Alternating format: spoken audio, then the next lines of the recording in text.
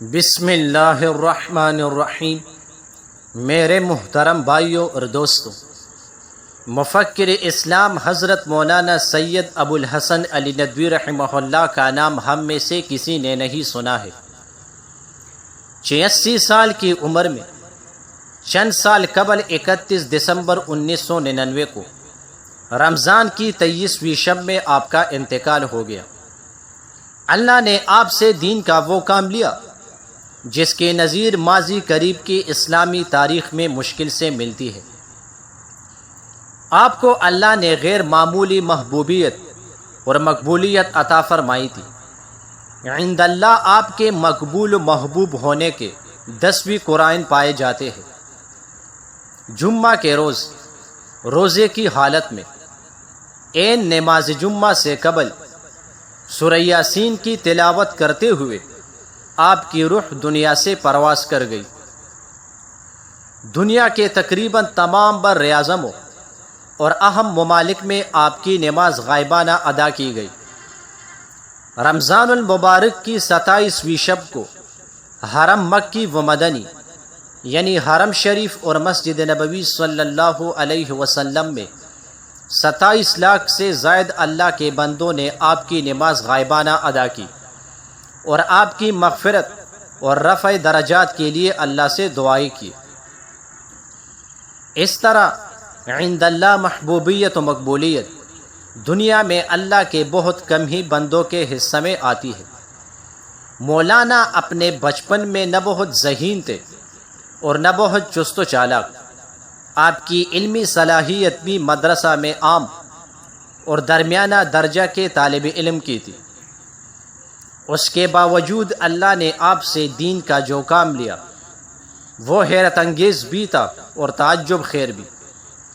حضرت سے جب ان کو حاصل ہونے والی اس توفیق خداوندی کے اسباب و محرمات کے متعلق دریافت کیا جاتا تو آپ بیان کرتے کہ اللہ نے ہمارے لیے مقدر دین کی اس خدمت میں ہماری والدہ ماجدہ کی خصوصی دعاؤں کا بڑا حصہ رکھا تھا اور یہ اس کی برکت تھی۔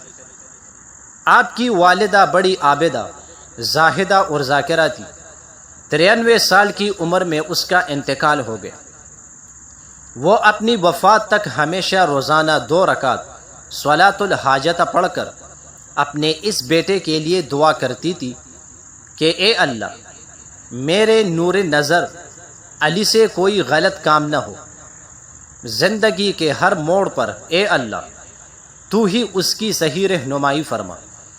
انہوں نے اپنے اس بیٹے کو وصیت کی تھی کہ اے علی، تم روزانہ اپنے معمولات میں اس دعا کو شامل کرنا کہ اے اللہ، تو مجھے اپنے فضل سے اپنے نیک بندوں کو دیے جانے والے حصوں میں سے افضل ترین حصہ عطا فرما۔ آپ کی والدہ نے آپ کی ولادت سے پہلے ایک خواب دیکھا تھا۔ اس کی تعبیر انہوں نے خود اپنی وفات سے پہلے دیکھی۔ خواب یہ تھا کہ ہاتف غیبی نے ان کی زبان پر قرآن کی اس آیت کو جاری کر دیا ہے کہ ہم نے تمہاری آنکھوں کی ٹھنڈک کے لیے مخفی خزانہ چھپا رکھا ہے، اس کا تمہیں اندازہ نہیں۔ مولانا کی انہوں نے اس طرح تربیت فرمائی کہ ان سے اگر کسی خادم یا ملازمہ کے بچے پر زیادتی ہوتی تو نہ صرف معافی منگواتی بلکہ ان سے مار بھی کھلاتی۔ اس کا نتیجہ تھا کہ بچپن ہی سے مولانا کو ظلم اور غرور و تکبر سے نفرت تھی اور کسی کی دل آزاری سے وحشت ہو گئی۔ عشاء کی نماز پڑھے بغیر اگر سو جاتے تو آپ کی والدہ اٹھا کر نماز پڑھواتی، صبح کو جماعت کے ساتھ نماز کے لیے بھیجتی، فجر کے بعد تلاوت کا ناغہ نہیں ہونے دیتی۔ مندرجہ بالا واقعات کی روشنی میں ہم اپنا جائزہ لیں تو شاید ہی ہم میں سے 2% والدین اس کے مطابق اپنے کو پائیں گے۔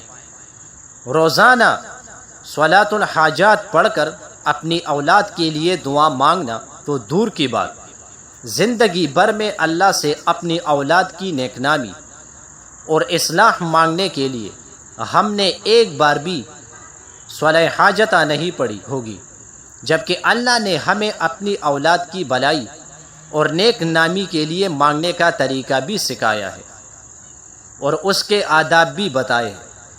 اللہ تعالیٰ کا ارشاد ہے کہ اپنی اولاد کے لیے تم مجھ سے اس طرح مانگو کہ اے اللہ ہمیں ایسی بیویاں اور بچے عطا فرما جو ہمارے لیے آنکھوں کی ٹھنڈک ہو اور ہمیں متقین کا امام بنا۔ جزاک اللہ۔